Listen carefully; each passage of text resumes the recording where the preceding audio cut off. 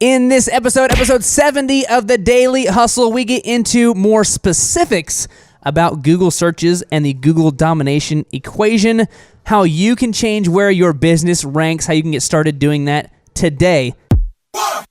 Broadcasting from the box that rocks and Thrive15.com world headquarters, it's the Daily Hustle with Daniel McKenna.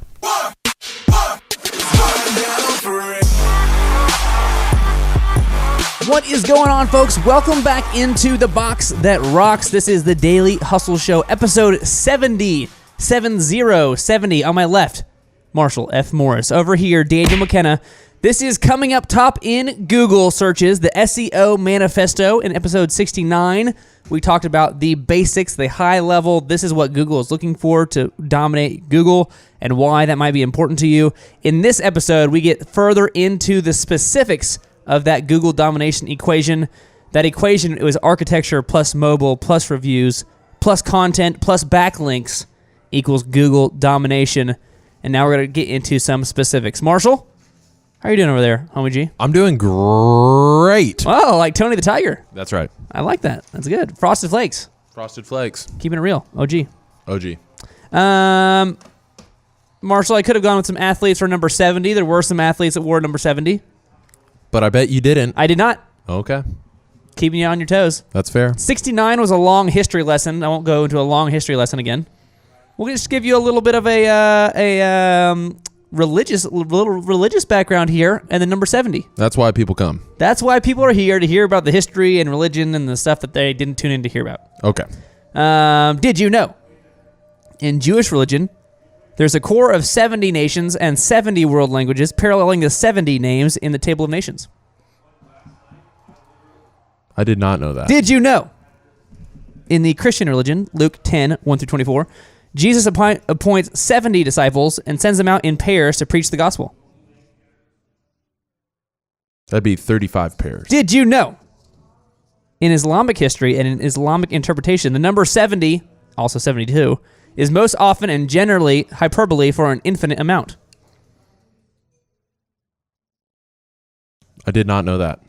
So the next time you're talking to one of your, maybe you had a Muslim friend or something like that, and they're like, how many jelly beans did you eat? And you're like, 70. And they're like, oh my gosh. Now you can avoid that situation. Now you can avoid that common situation. Got Sam laughing. Well, Sam likes that humor.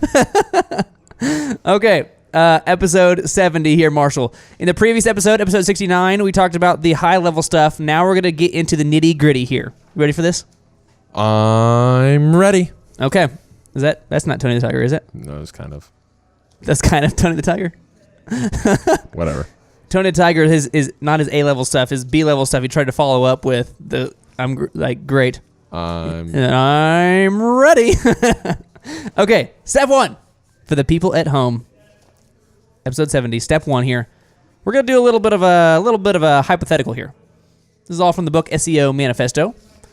From the book Start Here, which includes the SEO Manifesto. So step one, if you're at home, you can do this, or if you're listening in your car, driving around, doing important things. Your name's Clay Stairs. If any of those things are true, you can imagine you're doing this. Okay. If you typed in San Diego Bakery into the Google search bar and hit enter, the little search bar on Google there, San Diego Bakery, Tulsa Men's Haircuts, Owasso's Tallest Dude, San Diego Bakery. Step two, if you go to, I'm sorry, I missed part of step one. In step one, if you typed in the San Diego Bakery, up near the top is a company called Twigs.org. Twigs.org is up somewhere near the top. Is this true, Marshall? Fact. Is this, let's see here. I'm going to be like San Diego Bakery. Okay, you got some Yelp reviews, got another bakery review, TripAdvisor, then Twigs. So Twigs is the first actual company that comes up if you're looking for a San Diego Bakery. Okay. Step number two, because we talked about why that might be important for your business. Step number two, go to semrush.com, semrush.com, and run a report on their overall Google compliance score. Their overall score right now is a 78% out of a possible 100%, which is like getting a letter grade of C. Marshall, what is SEMrush.com, and why would I use SEMrush? So we have these five different pieces to the Google optimization equation. And before we optimize, we have to know where we're at. We have to figure out the baseline. So what we're doing here is we're walking you through the different tools, and using this example of the San Diego bakery, we're walking you through these different tools to evaluate what is it that I need to fix, or what is it that I need to improve upon in order to get my site higher in Google. So SEMrush.com is going to be best used as a site audit, okay? A site audit for how you are optimized in Google. And so things like the SEO issues and what to fix first. It's not really what do I need to do, but what do I need to do first? Having that priority is important. Tracking SEO optimization progress. Find and fix href lang mistakes. If you don't know what that is, we're going to get into greater detail, but basically it's saying that you have to indicate what language that your site is in, and it walks you through all of the different canonical rules that Google requires you to follow.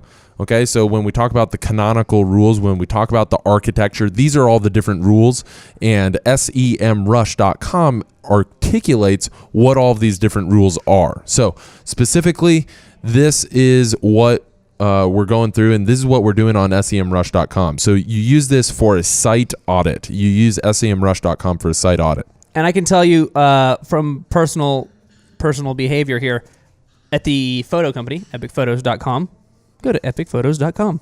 Epicphotos.com, we use this every single week. Every single week, we look at our SEMrush score. We look at where we are ranking in Google, what keywords we are ranking for, what things are wrong with the site that we need to change. We look at this every week. Right. It's a big deal. Yeah. So can't recommend that enough. We don't get anything from that. I mean, SEMrush should be paying us probably, but they don't. They don't. So I would recommend doing that. Okay, so SEMrush.com. Marshall, we talked about site structure. We talked about site structure, the architecture here. They said that Twigs got a 78% out of a possible 100. Got a letter grade of C. What are we talking about when we refer to site structure? What is this, Marshall? These are all the Google canonical rules. And so the specific way that the website is set up, things like the href lang tags, having a clear language defined on your website, that's a bunch of meta information. That's information that's embedded into your website. There's things like a horizontal navigation bar. That's one of the Google canonical rules that you have to follow. But there's a whole list of these rules that we actually dig into each one of them very, very deeply on Thrive15.com. We actually did an entire episode about that. So if you want to learn more about that, Thrive15.com, it's our video training platform. It's the world's best business school because we get into the practical, actionable steps for you growing your business and fixing your website. So if you want to learn more about that, you can get on Thrive15.com. You try it for $1, and you just go watch that episode. But specifically, what we're talking about when we talk about a site structure are these Google canonical rules. And to just in case that Marshall is not only tall but speaking in big words and using things that maybe you've never heard of before, layman's terms, a good site structure just means it's a great user experience. Boom. Just says that Google says these are the rules that you have to follow if you want your users to easily be able to navigate your site. This is how our robots are going to crawl your website to determine whether it is easy for your users to use or not. Bang, bang. And we're going to have an entire episode on that too. So go to Thrive15.com. For $1, you can get access to hundreds. Is it thousands yet? Is it thousands? Thousands. Thousands of videos for $1 for your first month. One of them is about all of these canonical rules, but also in the Daily Hustle, we'll have an entire episode about site structure. Oh, yeah. That's coming up. Okay, so that was step 2. Step 3, we've already determined their site structure number. Step 3, write this out. We're going to go to google.com/webmasters/tools/mobile-friendly. I know it's a lot. Whoa. I know, it's long. Just in case you missed it, google.com/webmasters/tools/mobile-friendly, and run a report on their overall Google mobile compliance score. Now, if you did this with twigs.org, punch that in. Oh, Google is showing their website is not mobile friendly. Marshall, we talked about this in the previous episode, how occasionally Google will change their algorithm, how highly they rank things versus other things. Not too long ago, Google changed its mobile compliance score and how much that affected your ranking. And they said, turns out a lot of people are using their phones to search on the internet. Therefore, we're changing the score to say if your website is easily searchable on the internet, that should rank higher because a lot of people are looking for stuff on their phones. Did this freak out some people? Did this change the game for a lot of people? Absolutely. Definitely freaked out people because most people, they created their websites back in the 90s when the internet was still potentially a fad. Potentially a fad, and they didn't know what they were necessarily doing. They didn't originally create their website to be compliant with all these different things, and so nobody could have possibly known that they were going to need to be able to access the internet on their Nokia phone that you used to use to play Snake. That's why you play. You use the phone to call people and play Snake. Yeah. Those were the two different things. But nobody knew that they were going to have to optimize websites for phones. And so now, with the advent of the smartphone, there's a ton of people using phones to access the internet. Okay, it's sticking around. So Google has made it pass-fail. You either are compliant or not compliant. It's not a score like the canonical rules where you have a score of 78%. It's basically a C, okay? But it's rather you either pass on mobile or fail on mobile. And if you fail on mobile, that's not good, and Google penalizes you and prevents you from coming up top. Kind of a big deal. According to different studies, one done in August of 2016, 60% of people search the internet using their mobile device. 60. I've seen studies as high as 90%. Some publications say as high as 90% of people search the web on their smartphone. Of people that have smartphones. That's right. To view websites. So you have to design your websites to look and work great on mobile devices, since Google now requires websites to meet its mobile compliance standards. So if you go to that link, I talked about, again, that was google.com/webmasters/tools/mobile-friendly. You can find out if your website is mobile compliant or not. Some of the things that Google looks for to be mobile compliant is your text too small to read? Did you design a website thinking they're going to look at it on your giant monitor, giant 24-inch monitor? Yeah, this font looks about right. And then when you look at it on your phone, it's just way too small to read? Or are your links too close together? Is it hard to press buttons on your phone? I'm just dropping my phone. Is it hard to press the links so they're too close together? Mobile viewport not set. I don't even know what that means. But if it's not set, it's bad. Is your content wider than the screen? Do you remember when you first started looking at websites on your phone? How you used to have to you get it, and then you push over a little bit. You push it over a little bit because it wouldn't fit on the screen. Do you remember that? I do remember that. That was so annoying. It's less annoying now. That made you not want to search for stuff on your phone. I can tell that you're a little bit emotionally attached to this. Well, no, I just forgot about it, and now that they brought it up, now I'm getting upset again. Okay, well. So there's just a few of the reasons why your website might not be mobily compliant. Go find out about that. The good news is even though that does matter a lot, apparently bakeries in San Diego, their websites aren't super competitive because Twig still comes up near the very top, and their website is not mobily compliant.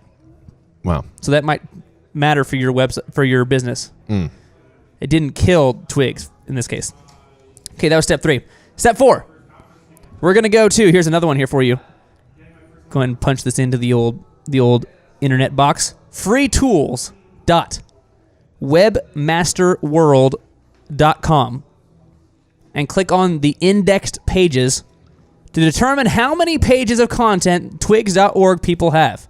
Currently, they have around 184 pages of content on their website. Each page must have 1,000 words or more. Marshall, what are we talking about? We talked about indexed pages What are indexed pages? How can I get more indexed pages? So in order to create index pages of content, you're going to have to create content centered around the specific keywords that you want to come up top in Google for. So that means if you want to come up top for San Diego bakeries, you're going to have a lot of content about San Diego bakeries that relate to San Diego bakeries and mention San Diego bakeries. Okay. Sure. So you have a couple different ways for creating this content. Number one, you can sit there and blog, okay? You can sit there, you can write a great blog. It can, sound accurate. It can sound coherent. It's well structured and formatted. If you actually write this, okay, what you will find is that you're going to spend hours upon hours upon hours upon hours writing one blog article. Now, if it takes you, okay, let's say 10 hours, okay, start to finish. You write it, you edit it, you have a friend read it, then correct it, and then you post it up on your blog. It takes you 10 hours per post, and you need 184 pages of content. That's a lot of content. It's a lot of hours. That's 1,800 hours. That's like 70 hours. 1,800 hours. See what I did there? I do. Okay, thanks. So that's 1,800 hours. That's a ton of time spent. So you got to ask yourself, what are my other options in order to create this content? You got a second option. You can do talk to text. Okay. You get a program called Dragon. Okay. Dragon, it's made by a company called Nuance. You just strap on one of these headsets and it transcribes what you're saying into a text editor. It's like your Garth Brooks. Talking about website stuff. Okay. Or you got a couple other options. You can just record a podcast, okay? You record a podcast and then take that final podcast episode and throw it into a website called rev.com. Rev.com. You go there, and for $1 a minute, they will transcribe your talk to text. Okay? So you just focus on recording an awesome podcast and then send it to them, and they will transcribe it for you. Or your last option, you find somebody and you pay them to do it. Okay? So whatever the option is you have got to create content. This is how you create index pages. You create the content, you upload it to a page of your website, and you must upload 1,000 words per page. 1,000 words, because 1,000 words, that's the threshold at which Google starts indexing it for search engine optimization. So once you've uploaded all this content for search engine optimization, okay, you get into some of those additional canonical rules. If you need a checklist, if you need help doing that, then we can send you over the checklist. We have all of this in the SEO manifesto in the Start Here book. We have it on thrive15.com. We can help you through this process. But as far as the index pages, creating these index pages, it's 1,000 words of content, of original HTML content. So basically, indexing is when Google uses their Google bots, or sometimes called spiders, to crawl your website to determine if you have quality content that they should be telling people about. Once those documents are processed, they are added to Google's searchable index if they're determined to be quality content. During indexing, the Google bot processes the words on a page and where those words are located. So Marshall says 1,000 words or more because that will give the Google bot a chance to see how much content you have about that subject. And if you have a lot of content about that subject, it says, oh, they're talking about San Diego bakeries a lot in this.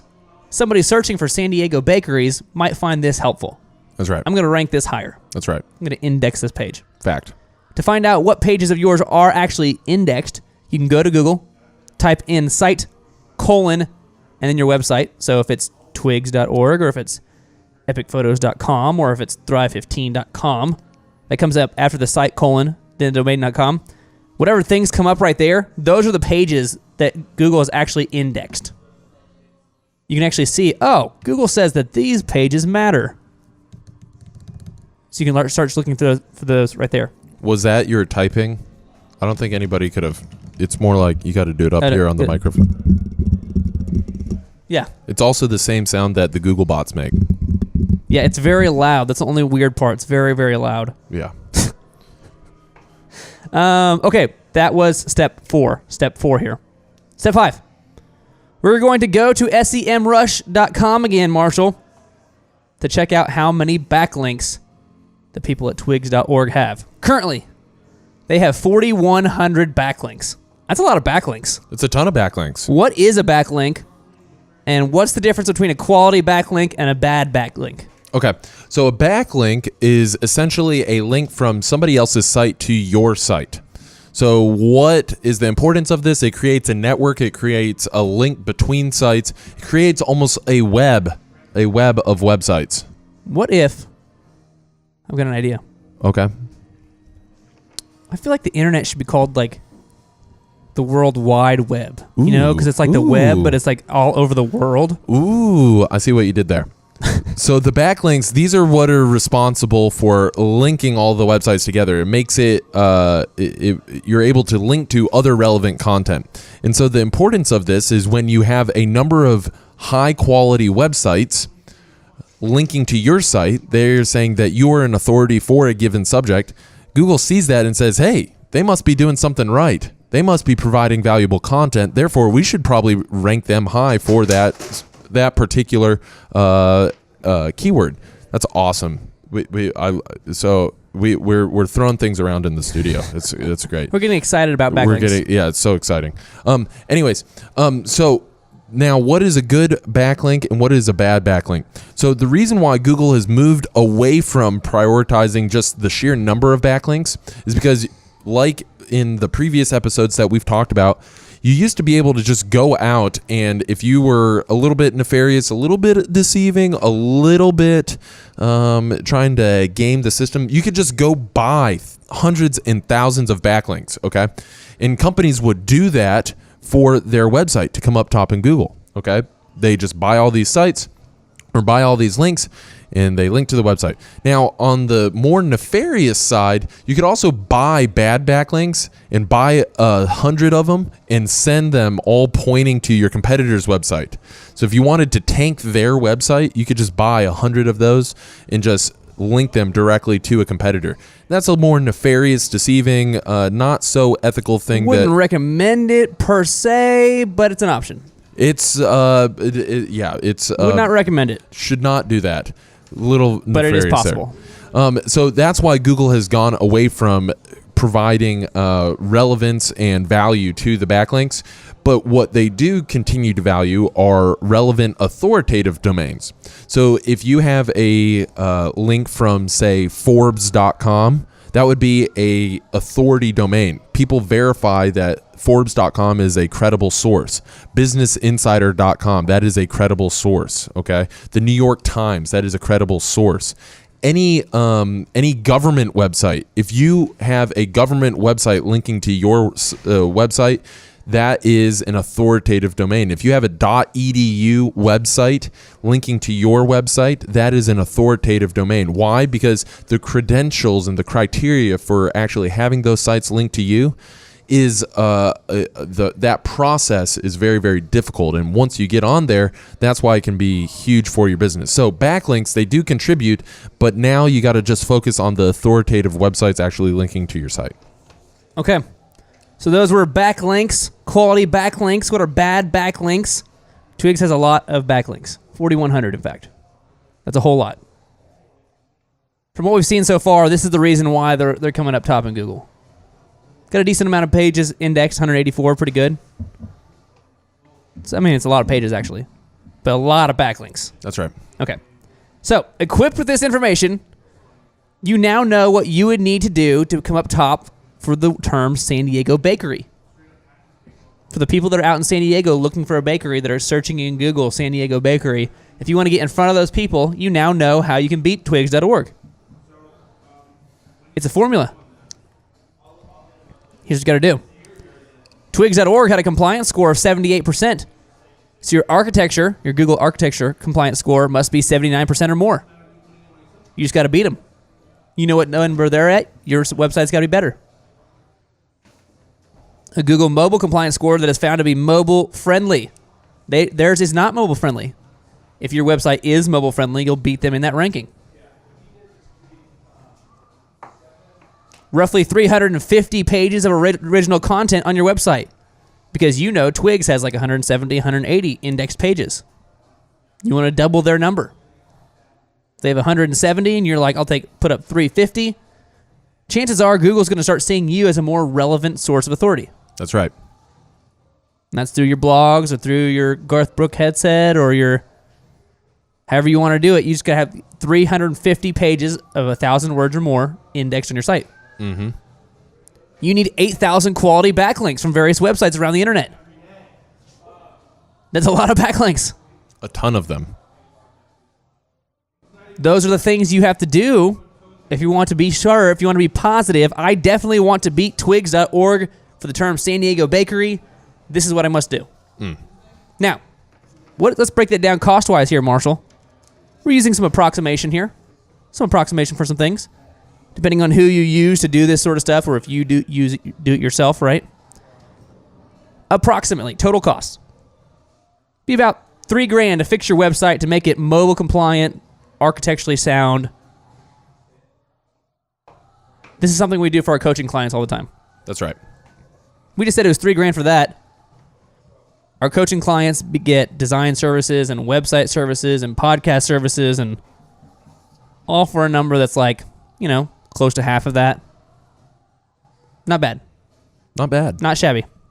Thrive15.com if you're more interested in some of those coaching client services. About $3,500 to pay for the writing of 350 pages of original content for you. We're saying if you paid someone $10 to write an article of 1,000 words or more, it costs you about $3,500 to write all those index pages you would need to beat twigs.org about San Diego Bakery. And you need to have the keyword San Diego Bakery littered all through that stuff. Boom. You would need roughly $16,000 to create 8,000 backlinks from various high-quality websites around the internet. That's a lot of backlinks. That's where your budget goes whoop.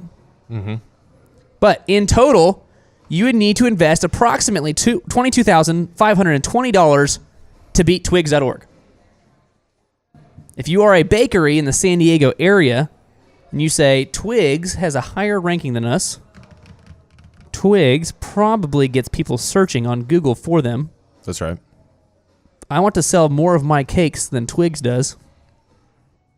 We need to invest about $22,000 into this whole thing to beat them in Google, and then people see our website before they see the Twigs website. That's right. What does this mean for the business owners out there, Marshall? Give me a 1-minute summary of your feelings.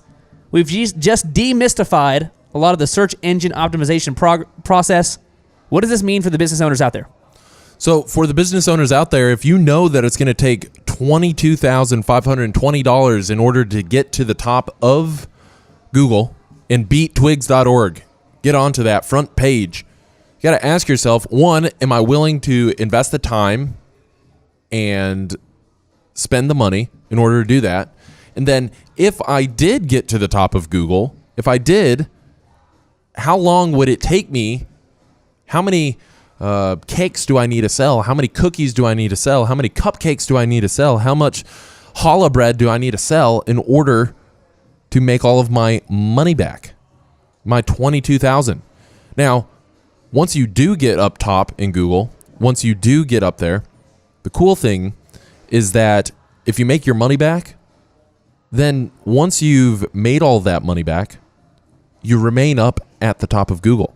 Go on. There's a couple maintenance things that you need to continue doing. Continue to make sure that your site's compliant. Continue adding more content than your competitor, always remaining higher than your competitors. So we recommend to not stop adding content, but rather stay ahead of your competitor in terms of amount of content. But now that is all profit, baby. You've spent the money to get to the top, and now you're at the top, and so you get to reap the fruit. And that's the move. So you got to ask yourself, is it worth the time and worth the money?